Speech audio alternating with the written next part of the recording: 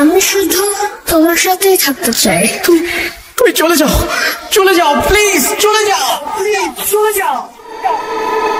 Hook.com with Russell.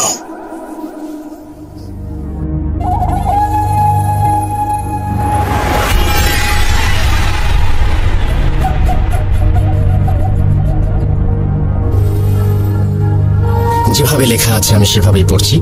প্রিয় রাসেল ভাই, নিশ্চয়ই ভালো আছেন। ভূত.কমে আমরা সচরাচর যে ধরনের ঘটনা শুনে থাকি তার কেন্দ্রবিন্দুতে থাকে কোনো ব্যক্তি বা তার পরিবার, কিন্তু ঘটনার মূল নায়ক যদি হয় একটি বাড়ি, তাহলে কেমন হয় বলুন তো? আজ শেয়ার করছি একটি বাড়ি এবং একে ঘিরে ঘটে যাওয়া বিভিন্ন ঘটনা। বলছিলাম দীপ্ত সিলেট থেকে প্রথমে আপনার প্রতি অশেষ কৃতজ্ঞতা আমাকে ভূত.কমের একজন অফিসিয়াল স্টোরি টেলার হিসেবে নির্বাচিত করার জন্য। সেই সাথে ধন্যবাদ রইল বিভিন্ন পর্বে আমার পাঠানো 4টি ইমেল পড়ে শোনানোর জন্য। রাসেল ভাই, আপনি আমাকে জানিয়েছিলেন হ্যালোইন এপিসোডের জন্য একটি ঘটনা সংগ্রহ করে পাঠানোর জন্য, তাই লিফটে বসে গেলাম। ভালো লাগলে ভূত.কমের শ্রোতাদের পড়ে শোনানোর অনুরোধ রইল। আমি হ্যালোইনে পারিনি, কিন্তু হ্যালোইনে আমাদের যে স্টোরি সেই সময়টা একেবারেই আমি পাইনি দীপ্তর এই ঘটনাটি শোনানোর মতন, কিন্তু এখন শোনাচ্ছি। আমি চলে যাচ্ছি ঘটনায়। জন্মের পর থেকে আজ পর্যন্ত আমি সিলেট শহরে একটি পাড়াতেই আছি। জীবনে পার হয়েছে 18টি বসন্ত। 18 বছরের এই ছোট্ট জীবন অনেক কিছুর পরিবর্তন হতে দেখলেও আমার পাড়ার এক প্রান্তে থাকা একটা দোতলা বাড়ির কোনো পরিবর্তন হতে দেখেনি। ছোটবেলা থেকেই এই বাড়িটির প্রত্যেকটি জানালা খোলা দেখে আসছি। এই সুন্দর ছিমছাম অথচ ভয়ঙ্কর বাড়িতে কেউ থাকে না, এবং কেন থাকে না এটা ভেবে ছোটবেলায় বেশ অবাক হতাম। এই বাড়িটিকেই আজকে ঘটনার প্রোটাগনিস্ট বা অ্যান্টাগনিস্ট বলতে পারেন। আজকের ঘটনাটি কোনো নির্দিষ্ট ব্যক্তির কাছ থেকে শোনা নয়। আমার পাড়ার বেশ কয়েকজন সিনিয়র সিটিজেনের মুখ থেকে শুনেছি এই বাড়ি সম্পর্কে। এই ঘটনা অনেকের মুখ থেকে শুনেছি। এভাবে বাড়িটিকে ঘিরে ঘটা বেশ কিছু ঘটনা জোগাড় করে তা সংকলিত করে পাঠালাম। নিজের মতো করেই লিখলাম। ঘটনার পুরোটাই ঘটেছে আমার জন্মের আগে। শব্দ চয়ন ও বানানে কোনো ভুল থাকলে মার্জনা করবেন। যাই হোক, গৌরচন্দ্রিকা দীর্ঘায়িত না করে ঘটনায় যাওয়া যাক। 1999 সাল। আমাদের পাড়ায় এক মধ্যবয়স্ক দম্পতি পাড়ার এক কোনায় থাকা পরিত্যক্ত 6 শতক জমি কিনে সেখানে বাড়ি করে বসবাস শুরু করেন। তাদের ছিল একটি মেয়ে। নতুন বাড়িতে ওঠার পর 4-5 মাসের মধ্যেই তারা তাদের মেয়ের বিয়ের আয়োজন শুরু করেন। মেয়েটির বিয়ে হয়ে যায়, কিন্তু বিয়ের পর সেই মেয়েটি সুখে ছিল না। শ্বশুর শাশুড়ি ভালো মনের মানুষ হলেও স্বামী ছিল ভীষণ লোভী। সে বারবার টাকার জন্য মেয়েটিকে বাপের বাড়িতে পাঠাতো। পর্যাপ্ত টাকা পয়সা না নিয়ে আসলে মেয়েটিকে শারীরিক ও মানসিকভাবে নির্যাতন করত। একসময় অত্যাচার আর সহ্য করতে না পেরে মেয়েটি তার সমস্ত জিনিসপত্র নিয়ে বাধ্য হয়ে সেখান থেকে তার বাপের বাড়িতে চলে আসে। তার স্বামীও খবর পেয়ে সেখান থেকে গোপনে ওৎ পেতে থাকে এবং গভীর রাতে তার শ্বশুর শাশুড়ি ও স্ত্রীকে খুন করে। তারপর সে সমস্ত টাকা পয়সা ও সোনাদানা নিয়ে পালিয়ে যায়। কিছুদিন পর আশেপাশের বাড়ির লোকজন ওই বাড়ি থেকে খুব বাজে গন্ধ পাওয়ায় ওই বাড়ির ভেতরে প্রবেশ করে। বাবা মা ও মেয়ের গলিত লাশ আবিষ্কার করে। এরপর পুলিশে খবর দেওয়া হয়। পুলিশ এসে তাদের লাশ নিয়ে যায় এবং বাড়িটি যেভাবে ছিল সেভাবেই রেখে শুধু গেটের তালা দিয়ে বাড়িটা সিলগালা করে চলে যায়। ঘটনা 1। প্রায় 6 মাস পর ওই বাড়িটি ঠিক পাশের টিন শেড বাড়িটি বিক্রি করে দেওয়া হয়। এবারে এক দম্পতি বাড়িটি কিনে নেন এবং ওই টিন শেড বাসা ভেঙে 3 তলা দালান নির্মাণ করেন। তখন তারা ওই পাড়াতেই একটা ভাড়া বাড়িতে থাকতো। অনেক শ্রমিক লাগিয়ে বেশ তাড়াতাড়ি এই বাড়িটি বানানো হয়ে যায়। বাড়ি পুরোপুরি রেডি, শুধু রং বাকি।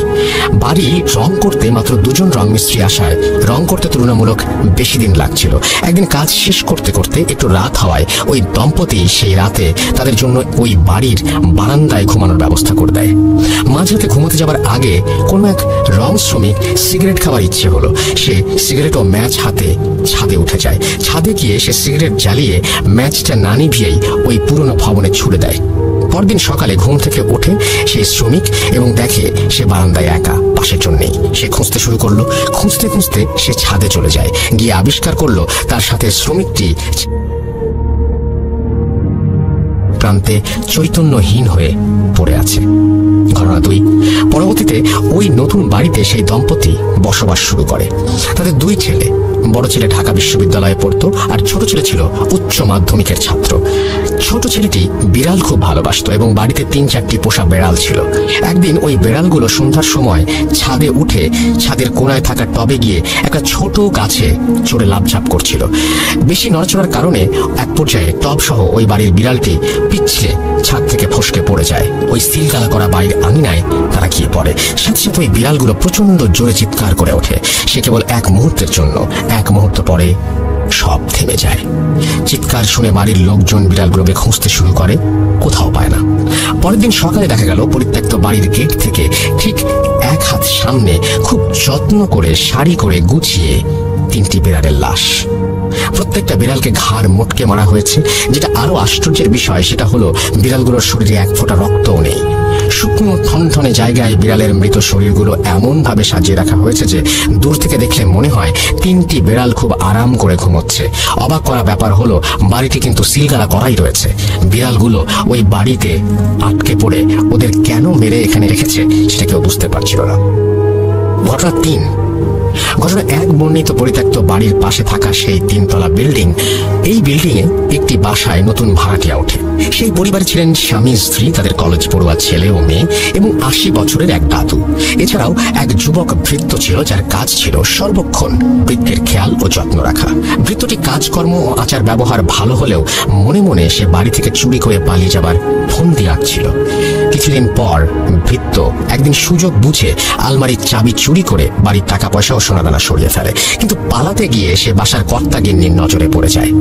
এক নজর দেখেই স্বামী স্ত্রী কারো বুঝতে বাকি রইল না যে ছেলেটি চুরি করে পালাচ্ছে। তারাও ছেলেটিকে ধাওয়া করে। পালানোর পথ না পেয়ে চাকরটি শেষমেশ ছাদে উঠে যায় এবং সেখান থেকে লাফ দিয়ে ওই সিলগালা করা বাড়িটির আঙিনায় পড়ল এবং 1 মুহূর্ত পরেই তীব্র স্বরে আর্তনাদ করে উঠল। পরদিন সকালে ওই পরিত্যক্ত বাড়ির গেটে ঠিক 1 হাত সামনে পাড়ার লোকজন ভৃত্যটির মৃতদেহ আবিষ্কার করে, ঠিক সেই জায়গায় যেখানে বিড়ালগুলো পড়েছিল। কিন্তু ভয়ের ব্যাপার হলো তার লাশটিও পুরোপুরি ফ্যাকাশে, একটুও রক্ত নেই, শরীরে কোনো ক্ষত বা আঘাতের চিহ্ন নেই। এটা যে কোনো মানুষের কাজ নয় সেটা বুঝতে কারো বাকি রইল না। ঘটনা 4। এক সময় আমাদের এলাকায় ছেচকে চোরের উপদ্রব বেড়ে গিয়েছিল। সে কারণে পাড়ার কিছু কিছু বাড়িওয়ালা কুকুর পুষতে শুরু করে। পরপর 3টি অদ্ভুত ঘটনা ঘটার পরও পাড়ার এক বাড়িওয়ালা কিছুতেই বিশ্বাস করতে পারছিলেন না যে ঘটনাগুলো অস্বাভাবিক। তিনি সিদ্ধান্ত নিলেন তার কুকুরের একটি বড় বাচ্চাকে তিনি ওই বাড়ির ভেতরে ছেড়ে দেবেন। যেই ভাবা সেই কাজ। ওই বাড়ির পাঁচিল খুব বেশি উঁচু নয়, তাই কুকুরটিকে পাঁচিল টপকিয়ে বাড়ির ভেতরে পাঠিয়ে দিল এবং তাড়াতাড়ি উঠলেন তিনি তার বাড়ির ছাদে কি হচ্ছে তা দেখার জন্য। তিনি দেখলেন কুকুরটি কিছুক্ষণ বাড়ির উঠোনে ঘোরাঘুরি করলো। হঠাৎ করে কুকুরটি গলা ছেড়ে বিভৎস রকমের চিৎকার শুরু করলো। দেখে স্পষ্ট বোঝা যাচ্ছিল ভয়ানক কিছু একটা দেখলে কুকুর যেভাবে রিয়াক্ট করে সেটাই হচ্ছে। সেই বাড়িওয়ালা খুব ভয় পান, কারণ কুকুরটির সামনে তিনি কিছু দেখতে পাননি। তাহলে এমন কি দেখেছে কুকুরটি যে ভয় পাচ্ছে তা উনি ঠাহর করতে পারছিলেন না। কুকুরটি সর্বশক্তি দিয়ে দৌড়ে পাঁচিলের দিকে আসতে চাইল, কিন্তু পারল না।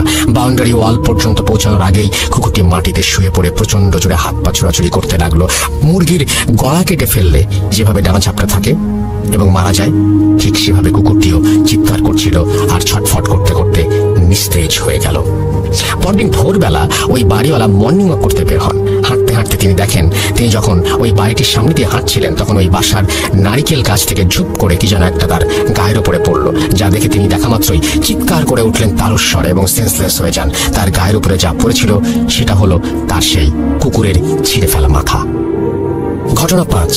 আমাদের পাড়ার প্রায় অর্ধেক পরিবার মণিপুরি আর বাকি অর্ধেক বাঙালি। জাতিগত সত্তা আলাদা হলেও আমাদের মধ্যে সম্পর্ক অনেক ভালো। পাড়ার কিশোর বয়সের মণিপুরি ও বাঙালি ছেলেমেয়েরা মাঠে গোল হয়ে বসে আড্ডা দিচ্ছিল। তখন কে সাহসী আর কে ভীতু সেটা নিয়ে তর্ক বিতর্ক শুরু হয়। এক পর্যায়ে সাগর নামে এক মণিপুরি কিশোর দাবি করলো সে নাকি সব থেকে সাহসী। তখন সবাই তাকে প্রমাণ দিতে বলল। সাগর বলল সে নাকি ভুতুরে বাড়ির ভেতর ঢুকবে এবং সেখান থেকে বের হয়ে আসবে। সকলে তার এমন কথা শুনে আঁতকে উঠল। সবাই মিলে তাকে বারবার এই কাজ করতে নিষেধ করতে লাগলো। সবাই বলল যে অন্যভাবেও নিজের সাহসের প্রমাণ দেয়া যায়, কিন্তু সে জেদ করে রইল যে সে বাড়ির ভেতরে যাবেই। সবাই মিলে স্বীকার করে নিল সে সব থেকে সাহসী, কিন্তু সাগর গো ধরে রইল ওই বাড়িতে সে যাবেই। কেউ কিছু বুঝে ওঠার আগেই সে উঠে দাঁড়িয়ে চিতাবাঘের মতো দৌড় দিল ওই বাড়িটির দিকে।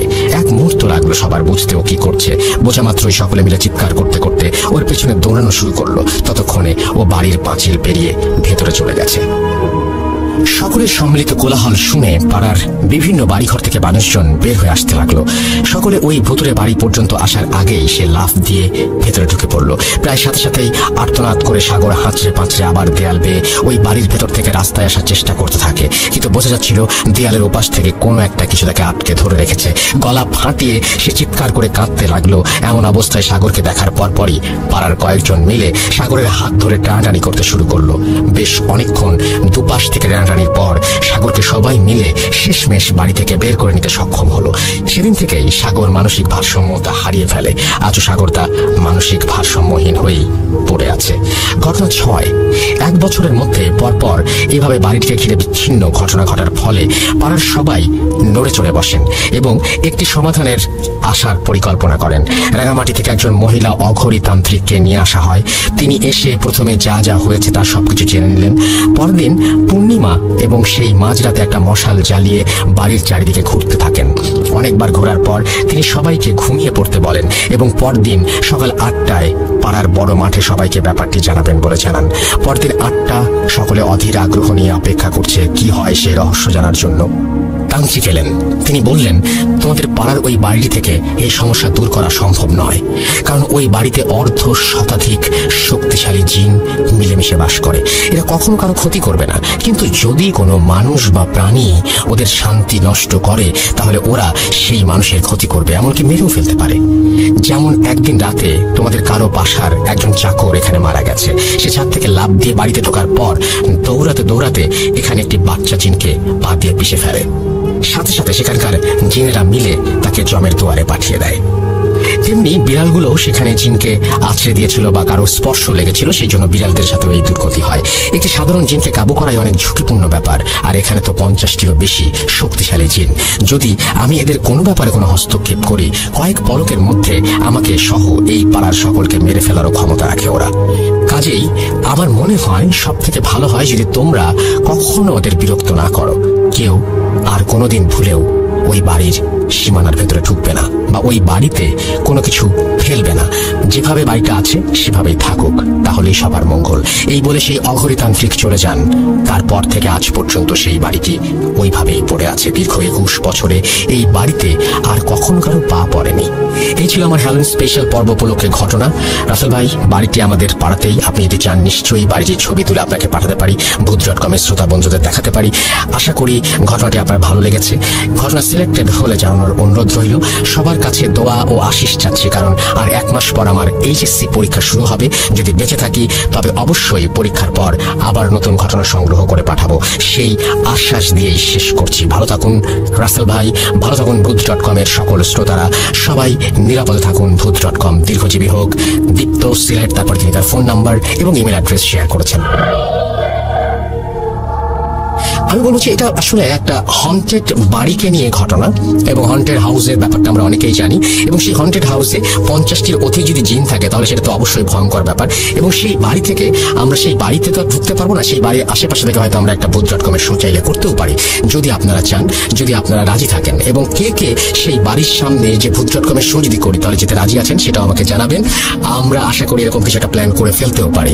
আর আপনারা যা আমাদেরকে লিখে পাঠাবেন ঘটনা অথবা অডিও ক্লিপ পাঠাবেন, আমাদের ইমেল অ্যাড্রেস হচ্ছে russell.booth.com@gmail.com। আমাদের ফেসবুক হচ্ছে www.facebook.com/russell.স্বাধীন। এবং আমি দীপ্তকে অনুরোধ করব আপনি ওই বাড়িটির ছবি পাঠিয়ে দিন। আমি বিশ্বাস করি সবাই অধীর আগ্রহে অপেক্ষা করছে সেই বাড়িটির ছবি দেখার জন্য। আমরা চলে যাব আমাদের পরবর্তী ঘটনায়।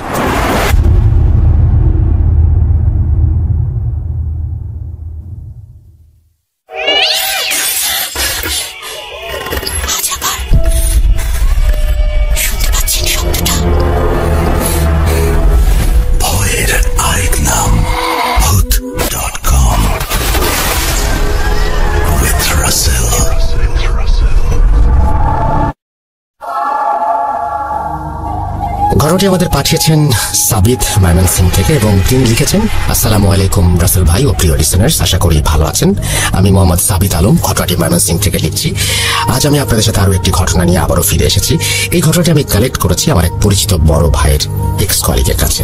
আমি এর কথা না বাড়িয়ে ঘটনার প্রেক্ষাপট ও সরাসরি ঘটনায় চলে যাচ্ছি।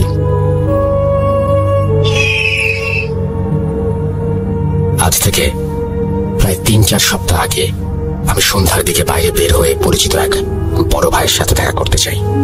ব্রহ্মপুত্র নদের ধারে সিঁড়িতে বসে চা খেতে খেতে আড্ডা দিচ্ছিলাম আমরা, আমি আর বড় ভাই আর বড় ভাইয়ের এক্স কলিগ।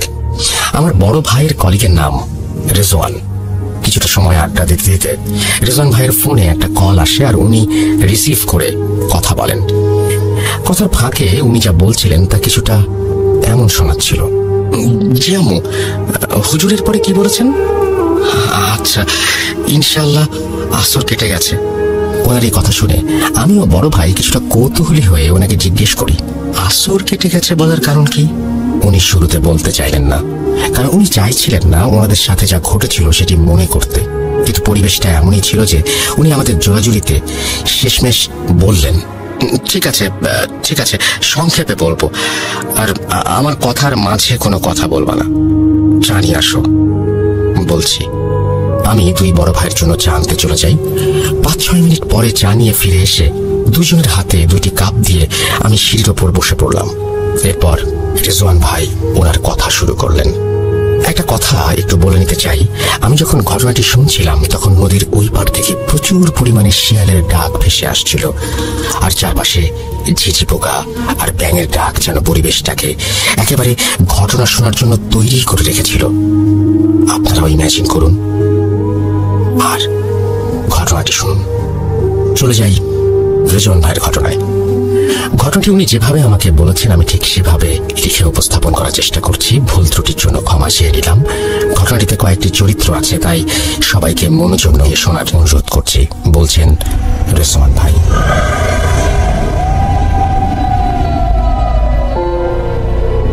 আমি তখন বরিশাল বিভাগের একটি কুরিয়ার সার্ভিসে কাজ করি। চাকরিটা ভালোই ছিল, কিন্তু একটা জিনিস খারাপ লাগতো যে রোজ একই ধরনের রুটিন। এভাবে আস্তে আস্তে আমিও আমার কলিগরা যেন হাঁপিয়ে উঠছিলাম। কিন্তু এই একঘেয়েমি কেটে যায় কোরবানি ঈদের ছুটিতে বাড়ি গিয়ে। এছাড়াও ঈদের 2 দিন পরে 6 জন মিলে একটি ট্যুরও দেই আমরা রিফ্রেশমেন্টের জন্য। ট্যুর থেকে ফিরে প্রায় 4 দিন আমি বাড়িতেই ছিলাম। 1 বছর 9 মাসের মতো হবে আমার বিয়ে হয়েছে, কিন্তু ওয়াইফের সাথে বেশি সময় স্পেন্ড করতে পারিনি দূরে চাকরি করার জন্য। যথারীতি ঈদের ছুটি শেষ হয়ে যায় আর আমিও আমার কলিগ সবাই আমাদের চাকরির স্থানে আবারও যোগদান করি। বলে রাখা ভালো যে আমি বরিশালে একটি মেসে থেকে চাকরি করতাম। মেসের একটি রুম আমি একাই নিয়ে নিয়েছিলাম আমার প্রাইভেসির জন্য। মেসের আর বাকিরা অবশ্য আমার কলিগের মাঝেই 2-3 জন ছিল। ওনারাও সিঙ্গেল রুম করেই থাকতেন, যেহেতু সবাই চাকরিজীবী। বাড়ি থেকে মেসে ফেরার পর কয়েকদিন কেটে যায়। এরপর একদিন মেসে আমার বাজারের ডেট পড়ে। আমার রুটিন মতো আমি বাজারের দিকে রওনা হলাম। বাজারে গিয়ে মাছ কিনতে গিয়ে এক বৃদ্ধ চাচার কাছে আমি দেখলাম মোটামুটি বড় সাইজের ইলিশ মাছ দেখে মনে মনে ভাবলাম, কতদিন খাই না, দেখি যদি একটা নিতে পারি। এই ভেবে আমি চাচার দিকে এগিয়ে গিয়ে চাচাকে জিজ্ঞেস করলাম, কি চাচা, ইলিশ কত করে দিচ্ছেন? উত্তরে উনি বললেন, স্যার 200 টাকা কেজি। ওনার এই দাম চাওয়ার কথা শুনে আমি ভ্যাবাচাক খেয়ে যাই আর ভাবতে থাকি, কি বলে 500 টাকার উপরে দাম আর উনি 200 টাকা চাচ্ছে? মনে হয় বোকা, একটু দামাদামি করি। এই বলে আমি চাচাকে বললাম, কি বলেন চাচা, 100 টাকা করে দিয়েন, দিলে কয়েক কেজি নিব, চলবে? উনি আমার দিকে হাসি ভরা মুখে তাকিয়ে বললেন, যান স্যার, আপনি দিনের প্রথম খদ্দের, যান 90 টাকা করে রাখুন। আমি মনে মনে নিজেকে অনেক বড় ভাবতে থাকি আর এদিক ওদিক তাকিয়ে ওনাকে 5 কেজি মাছ মাপতে বলি, এই ভেবে যে ফ্রিজে রেখে অনেক দিন খাওয়া যাবে আর দামটা একেবারেই সস্তা। অনেক বড় দাও মেরেছি আজকে। চাচা মাছ মাপছিলেন, এমন সময় আমার ফোনে আমার মেসমেটের কল আসলো। আমি ফোন ধরতে সে আমাকে জিজ্ঞেস করলো আমি মেইন দরজার চাবি নিয়ে এসেছি কিনা। আমি বললাম, হ্যাঁ আমি চাবি নিয়ে এসেছি। সে তখন আমাকে জানালো যে ভুলে চাবি নিয়ে বের হয়নি, তাই আমি যেন সন্ধ্যেবেলা তার সাথেই বাড়ি ফিরি। আমিও সম্মতি দিয়ে ফোন রেখে মাছওয়ালা চাচার দিকে তাকাই, কিন্তু আমি সেখানে মাছের ঝুড়ি আর মাছওয়ালা চাচাকে দেখতে পাই না, বরং তার পাশে দেখতে পাই কয়েকজন যুবক মাছ বিক্রেতাকে, যে ইলিশ মাছ মাপছিল দাড়ি পাল্লায়। আমি ওনাকে দেখে ভাবলাম যে চাচা হয়তো বাথরুমে বা অন্য কোথাও গেছে, তাই এই যুবক মাছ বিক্রেতাকে মনে হয় মাছ মাপতে দিয়ে গেছেন। আমার ভাবনা শেষ হতেই মাছ বিক্রেতা আমার ব্যাগে মাছ ঢেলে টাকা চাইলেন। আমি 5 কেজি 90 টাকা করে ধরে 450 টাকা দিলাম, কিন্তু এই 450 টাকা দেখে সে আমাকে বলল, 8 টাকা কই স্যার। আমি বিরক্ত হয়ে বললাম, কি বলছেন? চাচা তো 90 টাকা কেজি করে বলছিলেন, সেই অনুযায়ী 450 টাকাই হয়। আমার কথা শুনে মাছ বিক্রেতা আমাকে বদ্ধ উন্মাদ ভেবে বলতে লাগলো, স্যার কি স্বপ্ন দেখতেছিলেন? 500 টাকা কইরা তো 2500 টাকা হয়, আর আপনি আমারে 450 টাকা দিতেছেন। এইটা তো 1 কেজিরও দাম না। আমি ওনাকে এবার ধমক দিয়ে বলি, আরে থামেন তো, চাচা কোথায়? যার সাথে দাম দর করেছিলাম ওনাকে ডাকেন। মাছ বিক্রেতা তখন অন্য মাছ বিক্রেতাদের দিকে তাকাচ্ছিলেন, আর আমাকে এসে হঠাৎ বলল, স্যার এখানে কোনো বুড়া চাচা নাই, আমরাই রোজ এখানে মাছ বেচি।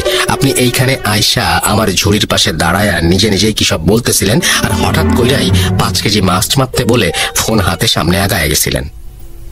ওনার কথা শুনে আমি নিজের কান আর চোখে বিলিভ করতে পারছিলাম না, কিন্তু অগত্যা আমাকে 2500 টাকা দিয়েই 5 কেজি ইলিশ আনতে হলো।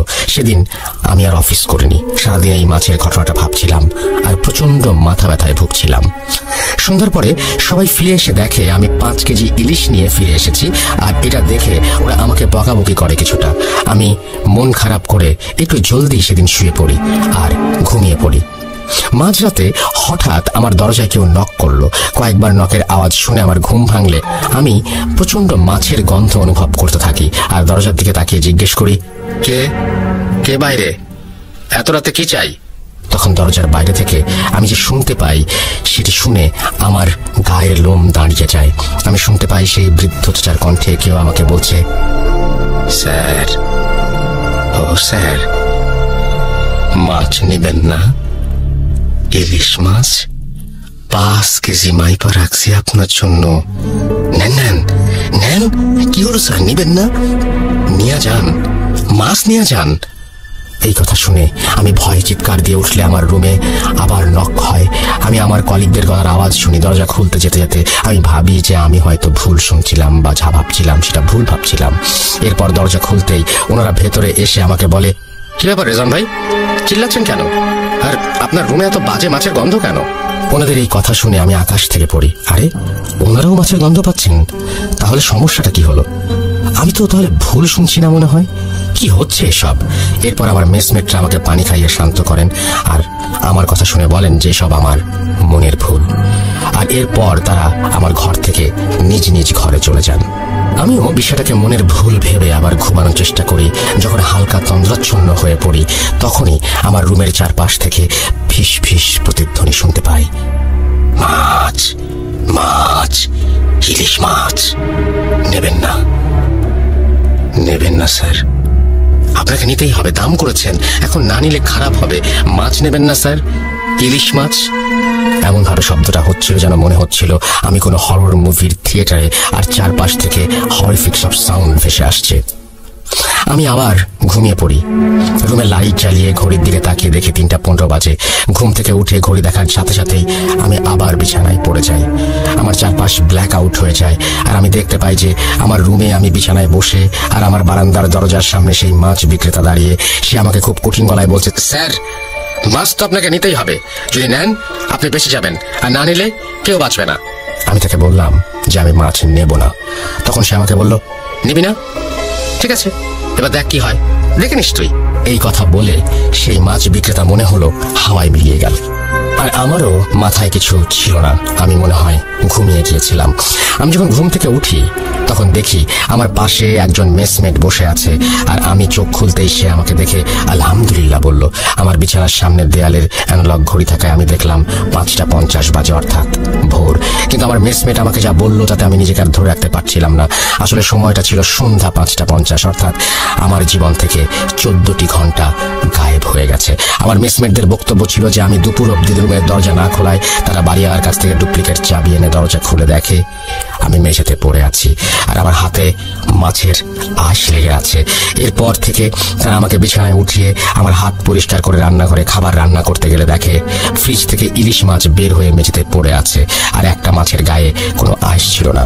এই দেখে তারা কিছুটা অবাক হয়, আর আমার হাতে মাছের আঁশ দেখে রান্নাঘরে আঁশবিহীন মাছ, এসব তারা মিলানোর চেষ্টা করে, কিন্তু মিলাতে পারেনি। এর মাঝে আমি কিছুটা মানসিকভাবে স্ট্রেসড হয়ে যেতে শুরু করি, কারণ হঠাৎ এই জিনিসগুলো আমার কাছে খুব আনইউজুয়াল লাগছিল। আর আগেও কখনো আমার সাথে এমন কিছু হয়নি। ভয়ও পাচ্ছিলাম, মানসিক আঘাতও পাচ্ছিলাম একই সাথে। এরপর সন্ধ্যেবেলা আমার মোবাইল একটা ফোন আসে। ফোনটি ছিল আমার আম্মুর। ফোন ধরতেই আম্মু বলেন যে আমি খুব জলদি যেন বাড়ি ফিরে আসি। আমি কারণ জিজ্ঞেস করলে আমার আম্মু আমাকে কিছুই বলে না, ফোন কেটে দেয়। আমি বাড়ি যাবার জন্য বাসের টিকিট কাটতে যাই, কিন্তু সেদিন টিকিট না পেয়ে পরের দিন রাতে বাসের টিকিট কেটে নেই। অফিসের বসকে অনেক কষ্টে ছুটি দেওয়ার কথা রাজি করিয়ে বাড়ি ফিরে এলাম। বাড়ি ফিরে এসে যে সকল দৃশ্য দেখি তা কল্পনার বাইরে। আমার স্ত্রী মায়েশা, সে অসুস্থ, তার চোখের নিচে কালি পড়ে গেছে, হাত পা শুকিয়ে গেছে। আমি আম্মুকে জিজ্ঞেস করলে আম্মু আমাকে যা বললেন তা ওনার ভাষাতেই বলছি। তুই বরিশাল চলে যাবার কিছুদিন পর রাতের বেলা আমরা সবাই ঘুমিয়েছিলাম অন্যান্য দিনের মতোই। শেষ রাতের দিকে খুব জোরে চিৎকারের আওয়াজ পাই আমরা। শুরুতেই বউয়ের ঘরে গিয়ে দেখি বউ নেই। এরপর সারা বাসা খুঁজে শেষমেশ ছাদে গিয়ে তাকে অজ্ঞান অবস্থায় পাওয়া যায়। তার মুখে পানি ছিটিয়ে হাত পা মালিশ করে তার জ্ঞান ফেরানো যায়। কিন্তু জ্ঞান ফিরতেই সে সবার আগে যে কথাগুলো বলে সেগুলো হলো, মাছ মাছ মাছ খাবো, ওকে বল আমার জন্য ইলিশ মাছ আনতে, ও আমাকে মাছ দিয়েছে, ও কেন নেয়নি মা, কেন? এসব বলে তোমার বউ বাচ্চাদের মতো কাঁদতে থাকে। তাকে শান্ত করে ঘরে নিয়ে ঘুম পাড়িয়ে দিই আমি। কিন্তু সকালে ঘুম থেকে উঠলে ওকে জিজ্ঞেস করি ও কেন রাতে ছাদে গিয়েছিল। কিন্তু মায়েশা একেবারে অবাক হয়ে বলে, কি বলছেন মা, আমি রাতে সেই যে বিছানায় ঘুমিয়েছিলাম এই কেবলই উঠলাম। এই কথা শুনে আমি মায়েশাকে আর কিছু বলি না। এর পরের দিন সন্ধ্যা হতেই মায়েশা ছাদে চলে যায়। শুরুতে ভেবেছিলাম যে তোমার সাথে রোজ বিকালে সন্ধ্যায় ছাদে যাওয়ার অভ্যাস ছিল, কিন্তু তোমাকে মিস করে তাই হয়তো ছাদে যায়। কিন্তু সন্ধ্যায় ছাদে যাওয়া আমার পছন্দ ছিল না। ভেবেছিলাম 2-1 দিন পর নিজেই যাওয়া বন্ধ করে দেবে, কিন্তু না, ওর ছাদে যাওয়া সময় কাটানো আরো বাড়তে লাগলো।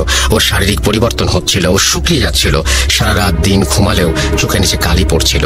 গত পরশু সন্ধ্যায় মায়েশা ছাদে যাচ্ছিল, তখন আমি ওকে ছাদে যাওয়ার জন্য আটকালে মায়েশা আমাকে হাতের ইশারায় আমার কান ওর মুখের কাছে নিয়ে আসে। ও ফিসফিস করে বলতে লাগলো, না না না না না, এই ভুল করিস না বুড়ি, কবর দেখবি, যেতে দে না, দে না, আমি একবার ওকে দেখবো বুড়ি, যেতে দে আমায়। এই কথা বলে মায়েশা সেদিনের মতো আবার বাচ্চাদের মতো কাঁদতে লাগলো। এরপর সে ছাদে চলে যায়। রাতের বেলা ঘরে ফিরে মায়েশা তোমার বোনের ঘরে যায়। তোমার বোন তখন তার রুমে টেবিলে বসে পড়ছিল। মায়েশা তোমার বোনের চেয়ারের পেছনে দাঁড়িয়ে তোমার বোনের কাছে মুখ নিয়ে অত্যন্ত আস্তে আস্তে বলে, বুড়িটাকে মেরে ফেল, ও আমাকে ছাদে যেতে দিতে চায় না, বুড়িটার কবর খুঁড়ে রেখেছি, মেরে ফেল।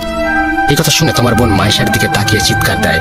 আর তার রুমে গিয়ে দেখি মায়েশা তোমার বোনের গলা টিপে দাঁড়িয়ে আছে আর চিৎকার করে বলছে, কেন কথা শুনিস না তোরা কেউ? বুড়িটাও শোনে না, তুইও না, 1, 2, 2টা কবর হয়ে গেছে, দেখবি দেখবি। এসব বলতে বলতে মায়েশা নিজেই অজ্ঞান হয়ে যায়। এরপর আমরা তাকে বিছানায় শুইয়ে দিই আর তোমার বোনকে জিজ্ঞেস করি কেন মায়েশা তার গলা টিপে ধরেছিল। তোমার বোন তখন আমাদের জানায় যে মায়েশা তাকে যে বলেছিল, মায়েশার দিকে যখন তাকিয়েছিল তখন মায়েশার চেহারায় নাকি অদ্ভুত শয়তানি ছাপ ছিল, তাই সে ভয়ে চিৎকার দিয়েছিল। একটু পরে মায়েশার জ্ঞান ফিরলে সে উঠে বসে, তোমার বাবাকে আর তোমার বোনকে একসাথে কাছে ডাকে আর আমাদের কানের কাছে মুখ নিয়ে এসে ফিসফিস করে বলতে থাকে, মাছ এসেছে, মাছ, আমার নদীতে মাছ এসেছে, আমি মাছ শিকার করব, মাছকে ডাক বুড়ি ডাক। এসব বলা শেষ হলে সে চিৎকার দিয়ে ওঠে, জ্ঞান হারায় আর তোমাকে ফোন করি। ডাক্তার এসে বলেছে সে খুব স্ট্রেসড আর মানসিক তাড়নায় আছে মেয়েটা, কিন্তু স্ট্রেসের কারণ কি সেটা মায়েশা ডাক্তারকে বলে না, সে ডাক্তারের সাথে কোনো কথাই বলেনি। এরপর ডাক্তার কিছু ওষুধ দিয়ে চলে যান। এবার বল আমি কি করতে পারি?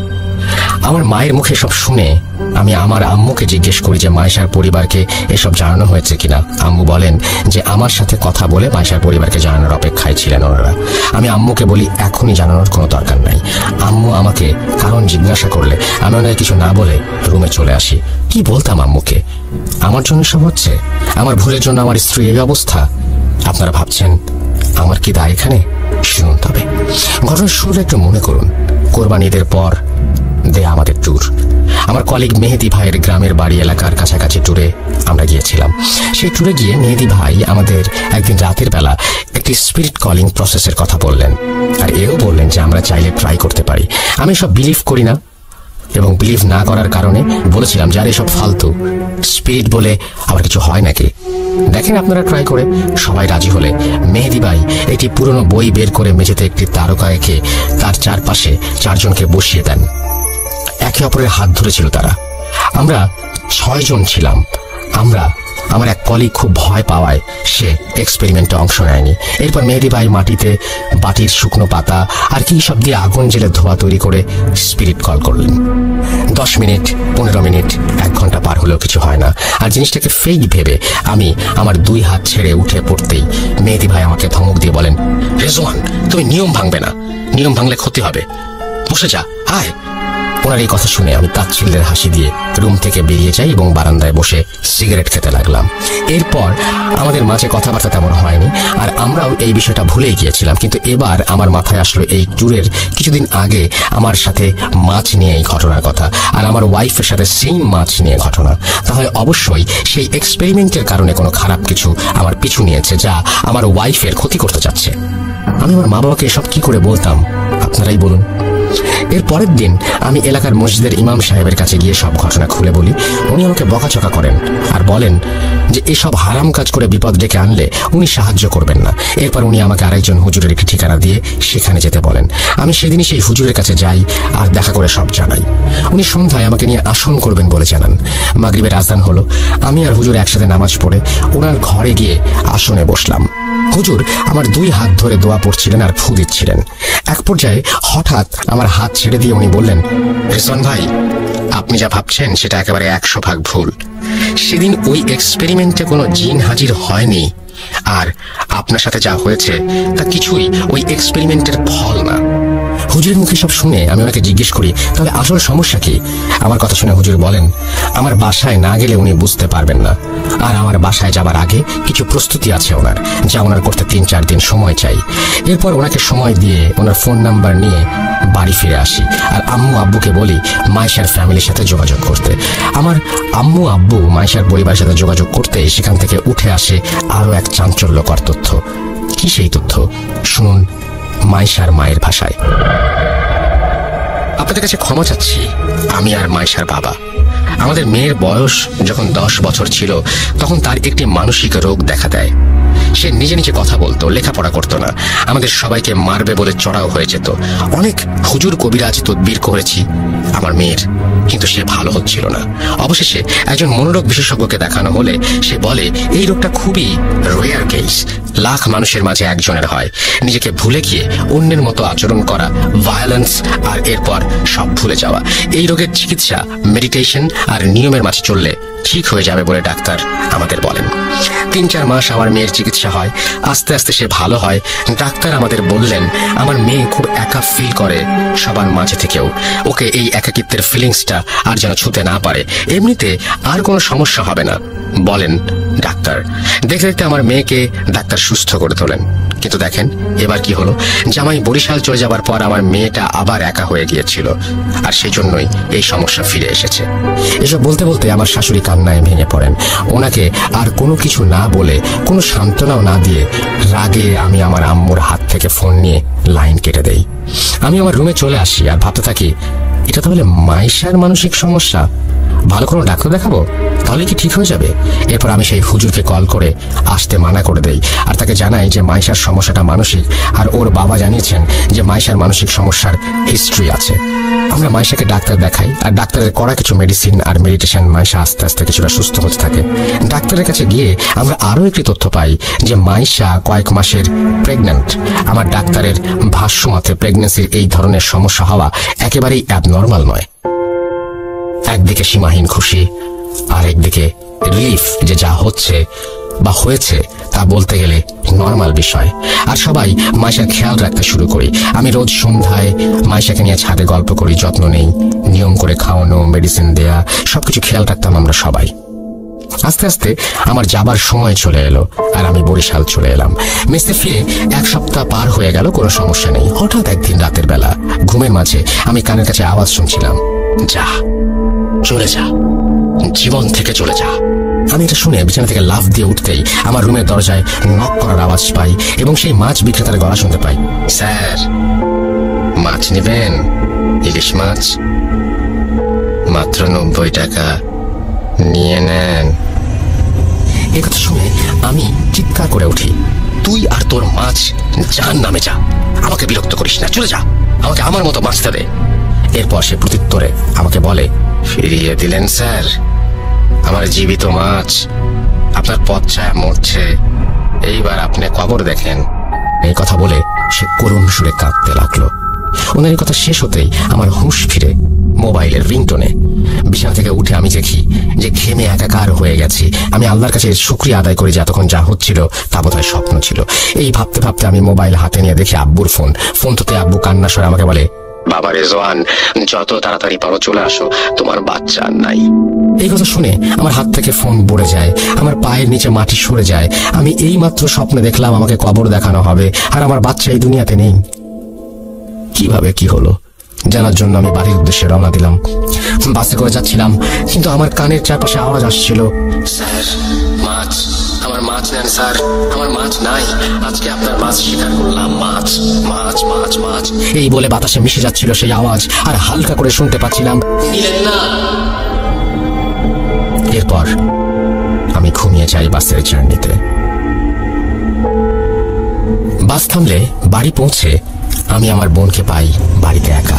এরপর আমি তাকে নিয়ে হাসপাতালের উদ্দেশ্যে রওনা হই। রাস্তায় আমার বোনের মুখে আমি সব ঘটনা শুনি। তার ভাষ্য মতে আমি ঘটনাগুলো বলছি। ভাইয়া, তুমি যেদিন চলে গেলে সেদিন রাতে আমি পানি খেতে উঠে ডাইনিং এ গিয়েছিলাম। গিয়ে দেখি মাইশা ভাবি ডাইনিং এর একটি চেয়ারে বসে আছে। ওনাকে ওভাবে আমি ভয় পেয়ে যাই দেখে ওনাকে জিজ্ঞেস করি যে উনি কেন ওখানে এত রাতে বসেছিলেন।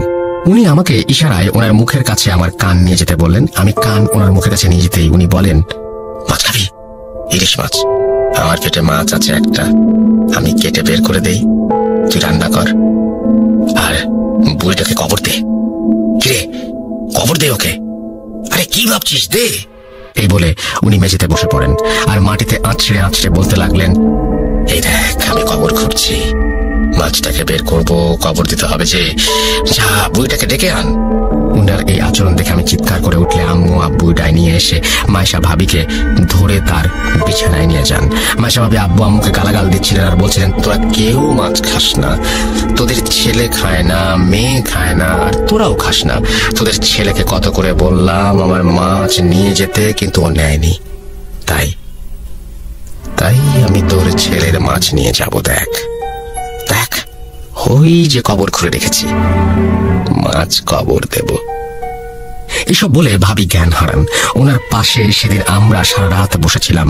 সকালে উঠে ভাবি আমাদের বলেন যে রাতের বেলা উনি ছাদে গেলে আমাকে বলেন আম্মু আব্বুকে মেরে ফেলতে, আর তোমাকেও যেন মেরে ফেলা হয়।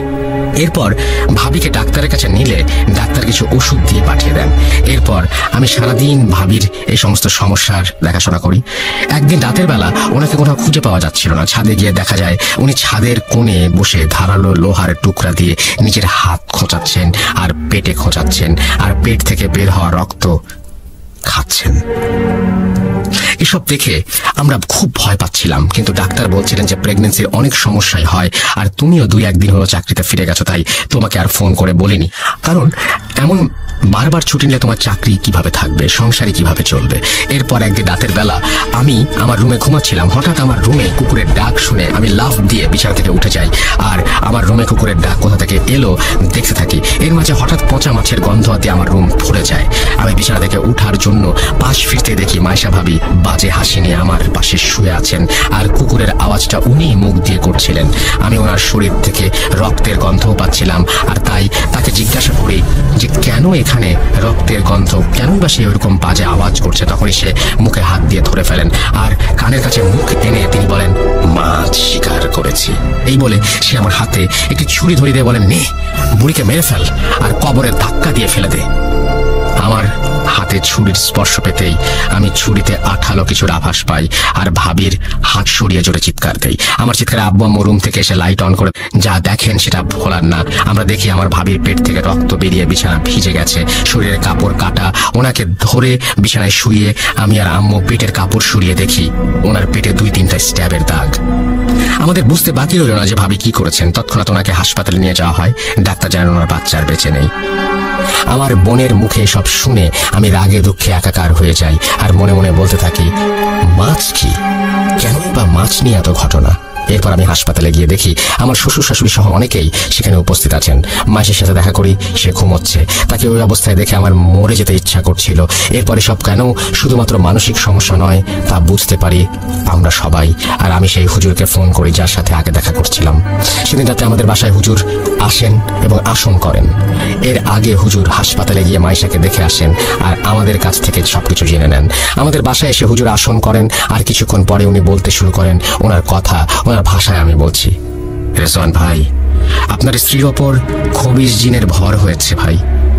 ধীরে ধীরে সে আপনাদের পরিবার শেষ করে দেবে। আপনি যে স্বপ্ন দেখতেন সেগুলো সেই দেখাতো, আর লক্ষ্য ছিল আপনাকে পাগল করে দেয়া। আর সে মাছ বিক্রেতার রূপ ধরে আপনার সাথে ছলনা করছে। আমি হুজুরকে জিজ্ঞেস করলাম জিনের ভর করার কারণ কি। উত্তরে হুজুর বললেন, ভাই, আপনার স্ত্রীকে নিয়ে রোজ সন্ধ্যায় ছাদে যেতেন, আর আপনি যেদিন চলে যান বরিশাল তার পরদিন বা কিছুদিনের মাঝে সন্ধ্যায় আপনার স্ত্রী ছাদে একাই যায়। তার চুল ছিল খোলা। সন্ধ্যাবেলায় আপনার স্ত্রীকে দেখেই সেই জিন আকৃষ্ট হয়ে যায় আর মাইশা ভাবিকে সে নিয়ে যাবে বলে ঠিক করে। কিন্তু মাইশা ভাবি প্রেগনেন্ট থাকায় সে রেগে যায় আর ঠিক করে যাকে ভালোবাসে তার কাছ থেকে অন্যের বাচ্চা সে আনতে দেবে না। তাই সে আপনার বাচ্চাকে হত্যা করলো আর আপনাকে পাগল বানিয়ে স্ত্রী থেকে দূরে সরিয়ে আপনার মা বাবাকে মেরে সে আপনার স্ত্রীকে নিয়ে যেতে চাচ্ছিল। ওনার কথা শুনে আমি ওনাকে জিজ্ঞাসা করলাম আমাকে কেন মাছ সাজছে সে। হুজুর বললেন, ওই মাছের মাধ্যমে জিন আপনাকে বশ করে পাগল বানাতে চাইছিল, কিন্তু আপনি সেই মাছ না নেয়ায় সে আপনাকে ধোঁকা দেয় এই বলে যে আপনার মাছ মারবে। আসলে আপনার মাছ হচ্ছে আপনার সন্তান, যাকে ইতোমধ্যে সে মেরে ফেলেছে। এরপর এই সমস্যার পরিত্রাণ চাইলে হুজুর আমাদের বলেন যে এর একমাত্র সমাধান হচ্ছে রুকাইয়া। আমরা যারা মুসলমান আছি, যারা সবাই জানি যে রুকাইয়া জিনিসটা আসলে কি, যারা জানেন না তাদের জন্য বলছি, রুকাইয়া হচ্ছে মুসলিম এক্সোরসিজম বা জিন ছাড়ানোর প্রসেস। ঘটনায় ফিরি, যেহেতু মাইশা অসুস্থ ছিল তাই হুজুর আমাদের বলেন 15 দিন পর মাইশার রুকাইয়া হবে, আর এই 15 দিন মাইশাকে চোখে চোখে রাখতে হবে। হুজুর একটি তাবিজ আমাদের দিয়ে বলেন যে মাইশা যতদিন হাসপাতালে থাকবে ততদিন যেন এই তাবিজ ওর কাছে থাকে, আর উনি আমাদের বাসা বন্ধ করে দিয়ে যান যেন মাইশা বাসায় আসলে অন্তত 15 দিন বাসায় কোনো সমস্যা না হয়। এরপর মাইশা বাসায় ফিরে এলে 15 দিন পর এক শুক্রবারের সন্ধ্যায় হুজুর 4 জন হুজুরকে নিয়ে মাইশার রুকাইয়া করার জন্য আমাদের বাসায় আসেন।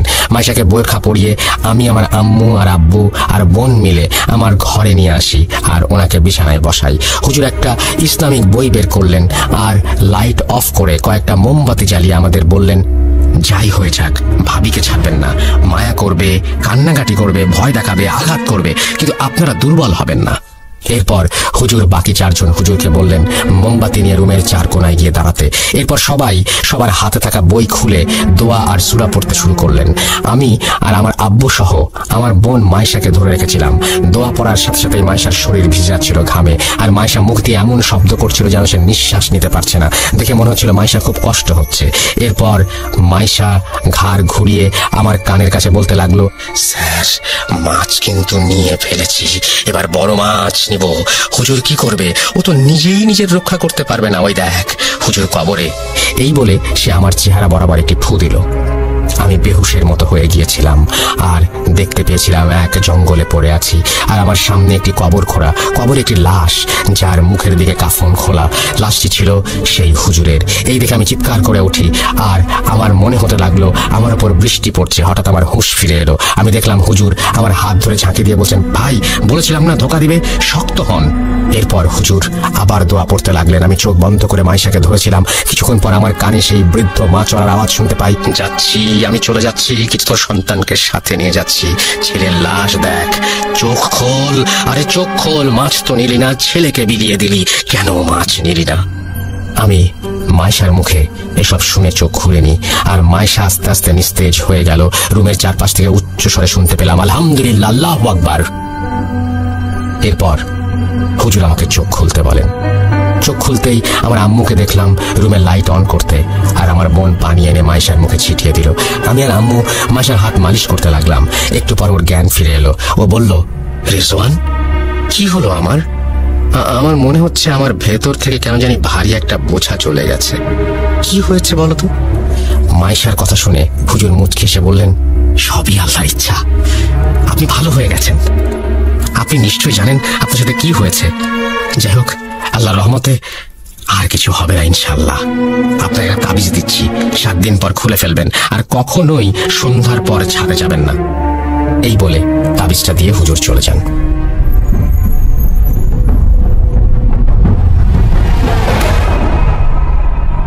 রেজন ভাই এইটুকু বলে দীর্ঘশ্বাস ফেলেন। ঘটনাটি ঘটেছে কয়েক বছর আগে। আমি আজও ভুলতে পারিনি কিছুই। বাজারে গিয়ে এখনো মাছ কেনার সাহস হয় না আমার। আমার নিষ্পাপ বাচ্চাটা আর দুনিয়ায় নেই, সব ভেবে কেমন যেন লাগে। আমি একটা কথাই আমার বোনদের উদ্দেশ্যে বলতে চাই যে সন্ধ্যার পরে কেউ ছাদে যাবেন না খোলা চুলে, মাথায় কাপড় দিয়ে রাখবেন। গুরুজনের কিছু কথা আসলেই মেনে চলা উচিত। মনে রাখবেন, যা রটে তা কিছুটা বটে। আর একটা কথা, একটা ভুল যে কারো জীবন ছাড়খাড় করে দিতে পারে। মাইশা এখন ভালো আছে, আমার বাবা মাও ভালো আছে, কিন্তু আজও আমার কোনো সন্তান নেই। এই বলে রেজন ভাই আমার ঘটনা শেষ করেন। এরপর নদীর পাড় থেকে উঠে আমার এক পরিচিত বড় ভাই আর রেজন ভাইয়ের কাছ থেকে বিদায় নিয়ে বাড়ির দিকে চলে আসি। আজকের মতো এই ছিল আমার ঘটনা। কষ্ট করে পড়ে শোনানোর জন্য ধন্যবাদ, আর লিসনারদের জানাই আন্তরিক কৃতজ্ঞতা এতক্ষণ সময় নিয়ে ঘটনাটি শোনার জন্য। শেষে বলতে চাই, বিলিভ করার অধিকার যেমন আপনার আছে, তেমনি না করার অধিকারও আপনার। অনিচ্ছাকৃত ভুল ত্রুটির জন্য ক্ষমা করবেন। আজ বিদায় নিচ্ছি, সাবিত ফ্রম ময়মনসিংহ। সবাই ভালো থাকবেন। আসসালামু আলাইকুম। তো এই ছিল ঘটনা, এবং এই ঘটনাটি নিশ্চয়ই আপনাদের ভালো লেগেছে। যদি ভালো লাগে অবশ্যই আমাদের জানাবেন। আর আপনারাও এরকম ঘটনা বেশি বেশি করে পাঠান, অডিও ক্লিপ আকারে বা লিখে। আমাদের অ্যাড্রেসটি হচ্ছে russell.bhoot.com@gmail.com। আপনার নাম, ঠিকানা এবং ফোন নাম্বার সহ আপনার জীবনে ঘটনা বা আপনার জানা সেরা ঘটনা লিখে পাঠিয়ে দিন আমাদের কাছে। ঘটনা শুনতে অবশ্যই উল্লেখ করুন ঘটনাটি আপনি স্টুডিওতে এসে শেয়ার করতে চান, নাকি আপনি চান আপনার ঘটনা আমরা পড়ে শোনাই। যারা দেশের বাইরে রয়েছেন তারা সরাসরি অডিও ক্লিপ পাঠাতে পারেন বা লিখেও পাঠাতে পারেন ঘটনা। আমরা চলে যাব আমাদের পরবর্তী ঘটনায়।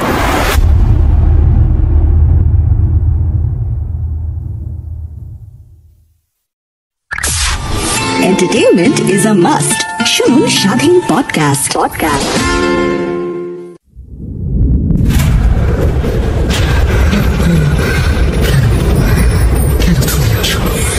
আমি শুধু তোমার সাথেই থাকতে চাই।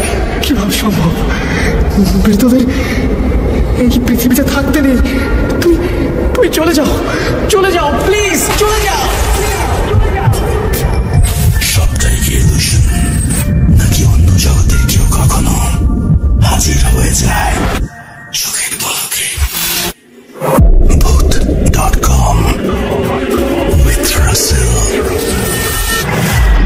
আমার ভালো না লাগলেও আস্তে আস্তে তার সাথে ফোনে কথা বলতে বলতে এক পর্যায়ে তাকে ভালো লাগতে শুরু করে। ফ্যামিলির সবাই রাজি ছিল এবং সে যথেষ্ট হ্যান্ডসাম ছিল। লেখাপড়া বাদ দিয়ে যতটুকু সময় পেতাম রাত তার সাথে কথা বলতাম। আমার একটু সমস্যা হতো, কারণ আমার মামা ছিল প্রচন্ড রাগী। সবাই মামাকে ভয় পেত, আমিও মামাকে অনেক ভয় পেতাম। তাই আমি রাতে কথা বলতে চাইতাম না, কিন্তু আমার ফিয়ন্সে রাতেই বেশি কথা বলতে চাইতো আমার সাথে।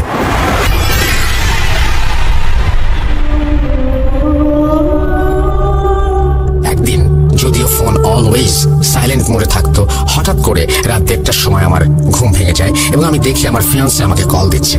আমি ফোনটা রিসিভ করার জন্য বাইরে যাওয়ার চিন্তা করি। যেহেতু ঘরটি ছিল টিনের ঘর, এক পাশে কথা বললে অন্য পাশে কেউ শুনতে পারতো, তাই মামার ভয় ভাবলাম উঠোনে যেয়ে কিছুক্ষণ কথা বলে আসি। মামার বাড়িটা ছিল এমন, বাথরুমে যাওয়ার জন্য বাইরে যেতে হতো। মামার বাড়ির পাশে ছিল বিরাট এক জঙ্গল। অনেক মানুষ গলায় দড়ি দিয়ে মারা গেছে ওই জঙ্গলে। জঙ্গল এত অন্ধকার থাকতো যে মানুষ দিনে যেতেই ভয় পেত। জঙ্গলের পরেই ডোবা টাইপের একটা পুকুর, বাঁশঝাড়, আর বাঁশঝাড়ের পরেই ছিল আমার মামার বাড়ি লাগোয়া পুকুরের পাড়ে ছিল একটা তুলো গাছ। গ্রামের ভাষায় আমাদেরকে মান্দার গাছ বলি। এই গাছটি পুকুর পাড়ের জঙ্গলের কাছাকাছি অবস্থিত। যাই হোক, আমি আমার ফিয়ন্সের ফোন পেয়ে আস্তে আস্তে দরজা খুললাম যাতে মামার টের না পায়।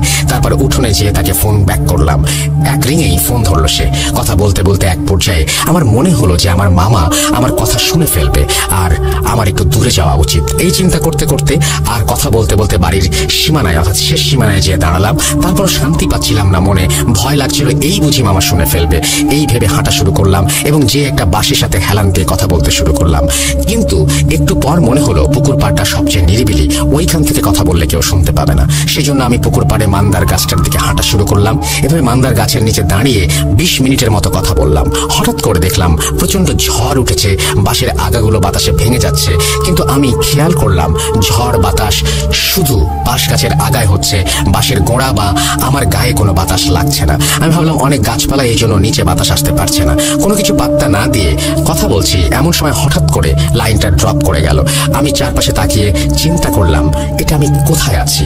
প্রচন্ড অন্ধকার, ঝড় বাতাস চারিদিকে হচ্ছে, সবকিছু যেন ভেঙে পড়বে। আমার মনের মধ্যে অনেক ভয় কাজ করছিল, আর আমি চোখ বন্ধ করে এক দৌড় দিয়ে বাড়ির উদ্দেশ্যে চলে গেলাম। 20 থেকে 30 সেকেন্ড সময় লাগলো বাড়ির সীমানায় প্রবেশ করতে। বাড়ির সীমানায় প্রবেশ করে একবার পেছনে ফিরে তাকালাম, দেখলাম কোনো ঝড় না, কোনো বাতাস না, কোনো কিছু না, স্বাভাবিক যেন এখানে ঝড় কখনো আসেইনি। যাই হোক, আমি ভাবলাম ঝড় হয়তো এসে হঠাৎ করে থেমে গেছে। কোনো চিন্তা না করে আস্তে আস্তে রুমে প্রবেশ করলাম। ঘড়ি দেখলাম 2:01 দেখাচ্ছে। বিছানায় যে আমি আমার ফিয়ান্সেকে একটা টেক্সট করলাম, যেহেতু কথা শেষ হয়েছিল না। টেক্সটে বললাম যে অনেক রাত হয়েছে, আমি আজকে আর কথা বলতে পারবো না, সকালে কথা হবে, টেক্সট ব্যাক করো। এভাবে অনেকক্ষণ কথা হওয়ার পর কোনো টেক্সট না পেয়ে আমার মধ্যে অস্থিরতা কাজ করতে লাগলো। চিন্তা করলাম ওয়াশরুমে গেলেও তো এতক্ষণ লাগার কথা না, সে কি তার ফোন দেখেইনি? তাকে অনেকবার কল দিলাম, কল রিসিভ করলো না। লাস্ট কল দিয়ে ঘুমিয়ে যাবার চিন্তা করে আবার আস্তে আস্তে গেট খুলে টয়লেটের উদ্দেশ্যে গেলাম। লাস্ট কল যখন রিসিভ করলো তখন তারও বড় বোন অর্থাৎ আপু আমাকে যেটা জানালো সেটা শোনার জন্য আমি মোটেও প্রস্তুত ছিলাম না। আপু বলল তার ভাই 10টার সময় বাসায় এসেছে, 11টার মধ্যে খাওয়া দাওয়া করে ঘুমিয়ে গেছে। সে এতই টায়ার্ড ছিল যে রুমে যেয়ে ঘুমানোর টাইম পায়নি। আপুর সাথে কথা বলতে বলতে ড্রয়িং রুমে ঘুমিয়ে গেছে এবং আপু তার প্রেজেন্টেশনের কাজ ড্রয়িং রুমে বসে বসে করছে 3-4 ঘন্টা। আমি ফোন রেখে মোবাইলে টাইম দেখলাম 3টা বাজে। আমি মনে মনে ভাবলাম কে ছিল তাহলে আমাকে ফোন দিল 1টার দিকে, আর কার সাথে কথা বললাম? জঙ্গলে যে প্রচন্ড ভয় পেলাম, কিন্তু কাউকে কিছু বলতে পারলাম না। আমি লুকিয়ে লুকিয়ে কথা বলতে গিয়েছিলাম। এসব চিন্তা করতে করতে ঘরে এসে এক পর্যায়ে ঘুমিয়ে গেলাম। যখন ঘুম ভাঙলো সেটা পরের দিন সন্ধ্যা 6টা। আমার আশেপাশে দেখে অনেক আত্মীয় স্বজন এবং আমার আব্বু আম্মুর একজন মামা ছিলেন, যিনি ছিলেন মওলানা। আমার মুখের উপরে ঝুঁকেছিলেন তিনি, কি বিড়বিড় করে পড়ছিলেন আর ফোঁ দিচ্ছিলেন। পরে জানলাম দুপুর গড়িয়ে সন্ধ্যা, আমাকে অনেকবার ডাকাডাকি করা হয়েছে, আমি উঠি নাই।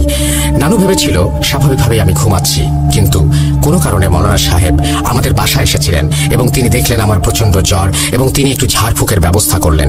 গ্রামাঞ্চলে ঝাড়ফুঁক এগুলোই বেশি চলে ডাক্তারের থেকে। মওলানা নানাভাবে আমাকে একটু পানি পড়া খাওয়ালেন।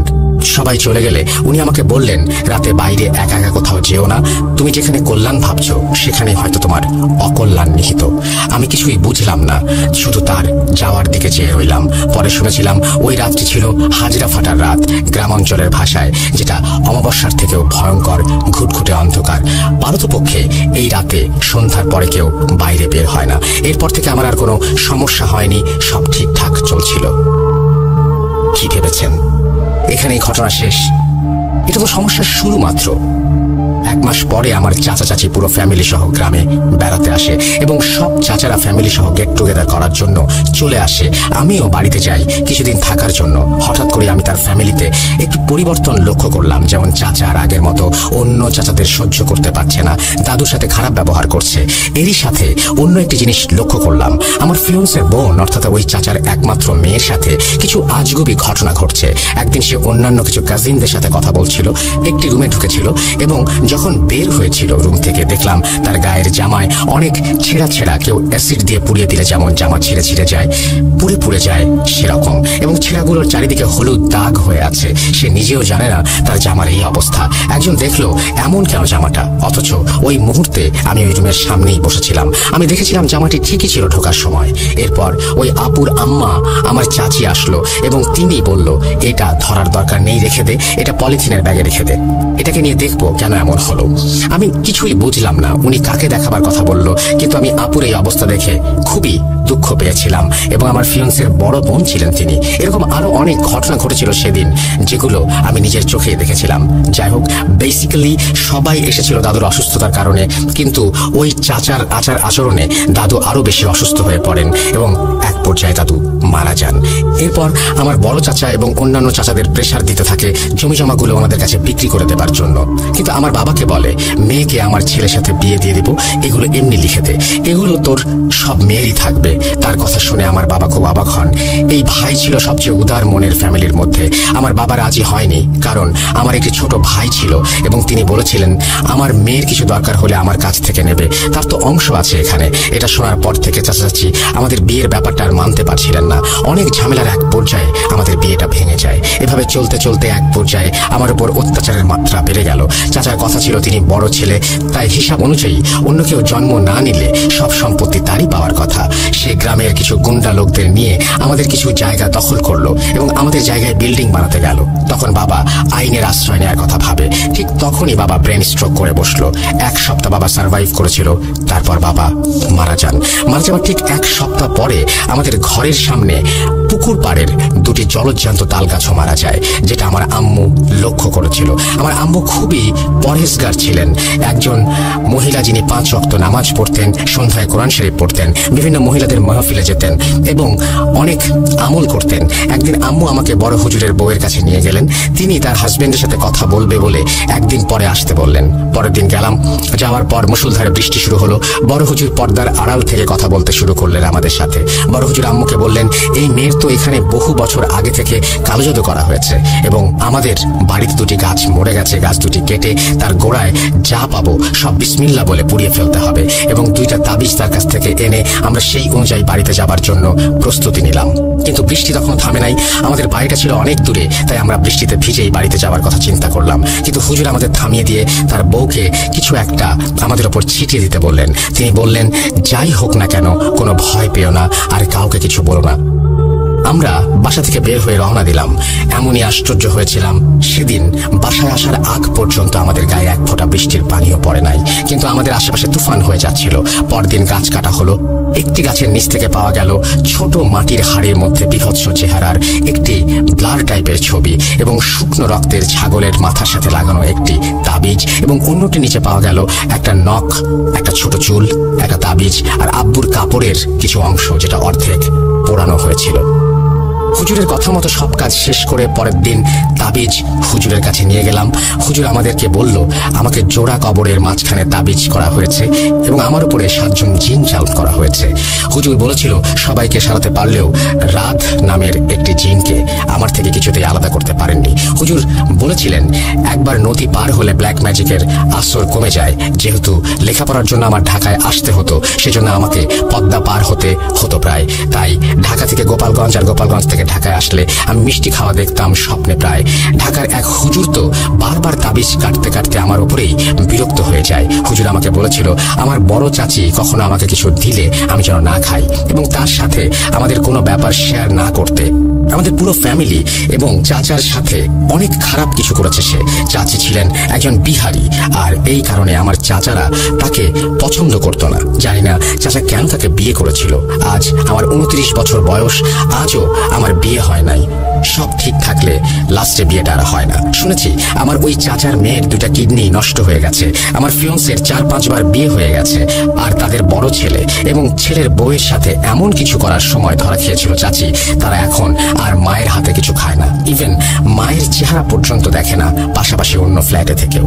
এত কিছুর পরও আমার কিছু প্রবলেম এখনো রয়ে গেছে। এখনো উল্টাপাল্টা স্বপ্ন দেখি, যেটাতে আয়াতুল কুরসি পড়তে ভুলে যাই। এখনো আমার সামনে আমার কোনো কাছের মানুষের সাকসেস আমার কানে একবার আসলেই ওইটা নষ্ট হয়ে যায়, ইত্যাদি নানা কিছু। আমি জানি না মানুষ এগুলো করে কি মজা পায়। নিজেদের জেদ আর হিংসার কারণে এরকম সংসার ছিন্ন ভিন্ন হয়ে যায়। আল্লাহর কাছে দোয়া করি আল্লাহ যেন তাদের হেদায়েত করেন। এটাই ছিল আমার ঘটনা রাসেল ভাই। ভালো লাগলে প্রিয় মানুষগুলোকে পড়ে শোনাবেন যেন সবাই সতর্ক থাকে, সতর্ক হতে পারে। আসসালামু আলাইকুম, ভালো থাকবেন। থ্যাংক ইউ সো মাচ মিম। যদি এটি আপনার ছদ্মনাম, আপনি ভালো থাকবেন এবং আপনি সুস্থ হয়ে উঠুন পুরোপুরি, সেই দোয়া করি আল্লাহ তাআলার কাছে। এবং সবাইকে বলছি আপনারা আপনাদের ঘটনা পাঠান। আমাদের ইমেল অ্যাড্রেস হচ্ছে russell.booth.com@gmail.com। আপনাদের ঘটনার অপেক্ষায় থাকলাম। আমরা চলে যাচ্ছি আমাদের পরবর্তী ঘটনায়।